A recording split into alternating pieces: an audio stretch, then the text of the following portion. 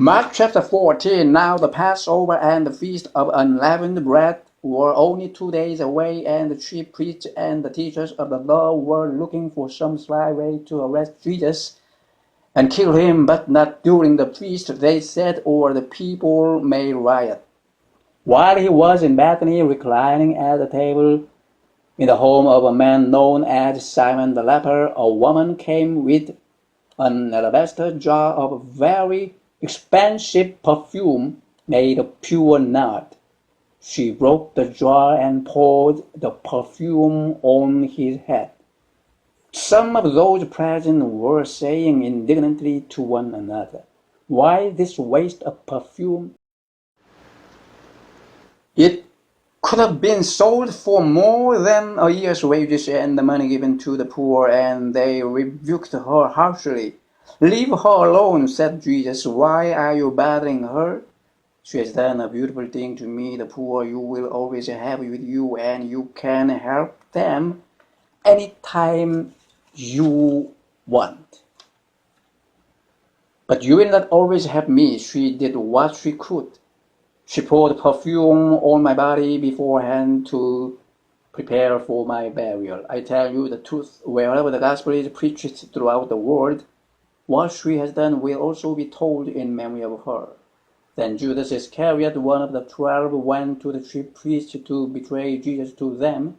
They were delighted to hear this and promised to give him money, so he watched for an opportunity to hand him over. On the first day of the Feast of Unleavened Bread, when it was customary to sacrifice the Passover lamb, Jesus' disciples asked him, "Where do you want us to go and make preparations for you to eat the Passover?" So he sent 2 of his disciples, telling them, "Go into the city, and a man carrying a jar of water will meet you. Follow him, say to the owner of the house." He enters. The teacher asks, "Where is my guest room, where I may eat the Passover with my disciples?" "He will show you a large upper room, furnished and ready. Make preparations for us there." The disciples left, went into the city, and found things just as Jesus had told them. So they prepared the Passover. When evening came, Jesus arrived with the 12. While they were reclining at the table eating, he said, "I tell you the truth, one of you will betray me, one who is eating with me." They were saddened, and one by one they said to him, "Surely not I." "It is one of the 12, he replied, "one who dips bread into the bowl with me. The Son of Man will go just as it is written about him, but woe to that man who betrays the Son of Man. It would be better for him if he had not been born."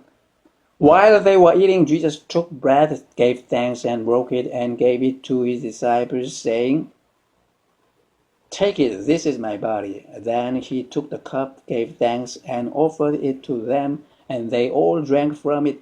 "This is my blood of the covenant, which is poured out for many," he said to them. "I tell you the truth, I will not drink again of the fruit of the vine until that day when I drink it anew in the kingdom of God."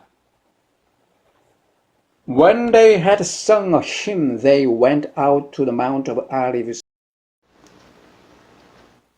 "You will all fall away," Jesus told them, "for it is written, I will strike the shepherd, and the sheep will be scattered. But after I have risen, I will go ahead of you into Galilee." Peter declared, "Even if all fall away, I will not." "I tell you the truth," Jesus answered, "today, yes, tonight, before the rooster crows twice, you yourself will disown me 3 times. But Peter insisted emphatically, "Even if I have to die with you, I will never disown you." And all the others said the same. They went to a place called Gethsemane, and Jesus said to his disciples, "Sit here while I pray." He took Peter, James, and John along with him, and he began to deeply distressed and troubled. "My soul is overwhelmed with sorrow to the point of death," he said to them. "Stay here and keep watch." Going a little farther, he fell to the ground and prayed that, if possible, the hour might pass from him. Abba, Father, he said, everything is possible for you. Take this cup from me, yet not what I will, but what you will. Then he returned to his disciples and found them sleeping. Simon, he said to Peter, are you asleep? Could you not keep watch for 1 hour? Watch and pray so that you will not fall into temptation. The spirit is willing, but the body is weak.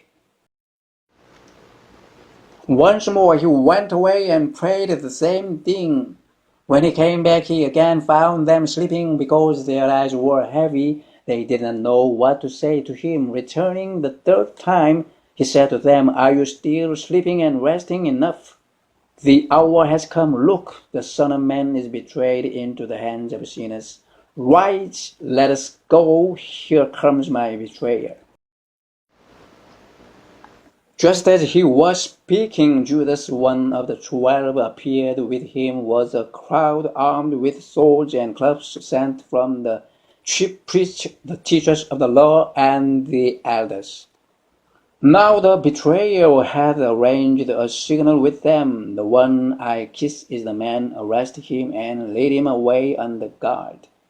Going at once to Jesus, Judas said, Rabbi, and kissed him. The man seized Jesus and arrested him. Then one of those standing near drew his sword and struck the servant of the high priest, cutting off his ear.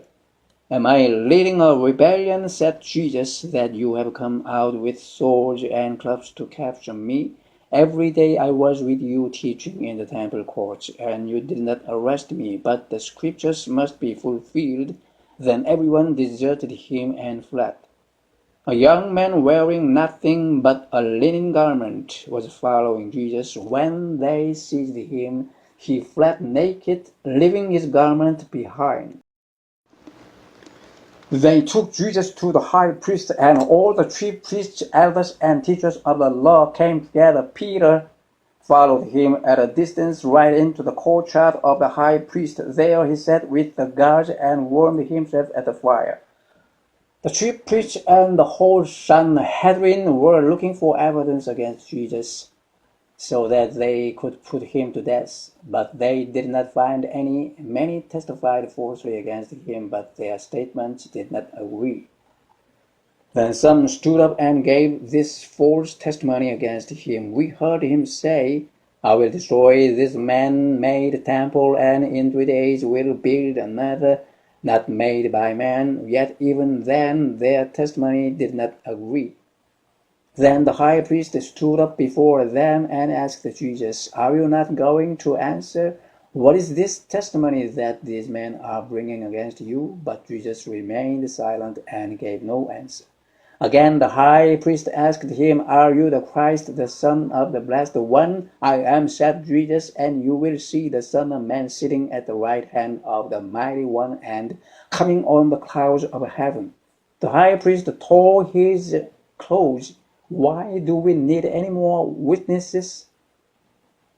He asked, You have heard the blasphemy. What do you think? They all condemned him as worthy of death. Then some began to spit at him. They blindfolded him, struck him with their fists, and said, Prophesy, and the guards took him and beat him. While Peter was below in the courtyard, one of the servant girls of the high priest came by. When she saw Peter warming himself, she looked closely at him. You also were with that Nazarene, Jesus, she said. But he denied it. I don't know or understand what you are talking about, he said, and went out into the entryway. When the servant girl saw him there, she said again to those standing around, This fellow is one of them. Again he denied it. After a little while, those standing near said to Peter, Surely you are one of them, for you are a Galilean. He began to call down curses on himself, and he swore to them, I don't know this man you are talking about. Immediately the rooster crowed the second time. Then Peter remembered the word Jesus had spoken to him. Before the rooster crows twice, you will disown me 3 times. And he broke down and wept.